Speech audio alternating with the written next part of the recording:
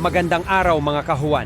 Sa bawat pag-ihip ng hangin, sa bawat kilos ng ulap, dala namin ang weather forecast na tutulong sa inyong pagpaplano sa susunod na mga araw. Maging ito'y para sa inyong mga lakad, trabaho o simpleng pahinga sa bahay, ang weather ni Juan ang inyong maaasahang gabay sa ulat ng panahon.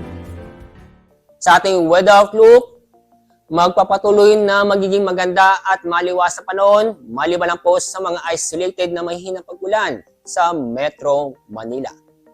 Ganoon din po sa Baguio City, ma-enjoy po natin ang weekend. Maliban lang po sa mga isolated na mahihinang pag-ulan dahil po sa amihan o northeast monsoon.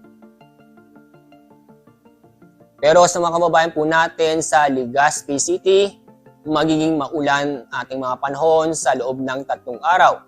Kung saan ay may inaasahan pa rin tayo mga pamisa-misang malalakas na pag-ulan. Kaya mag-ingat po tayo dahil sa mga pag-ulan ito na posibleng pong magdulot ng mga pagbaha o pagguho ng lupa. Dahil po sa shear line, magiging maulan na panahon sa susunod na 3 araw sa Metro Cebu. Mag-ingat po ang mga babaeng po natin dahil sa mga pag-uulan na posibleng magdulot ng mga pagbaha o pagguho ng lupa.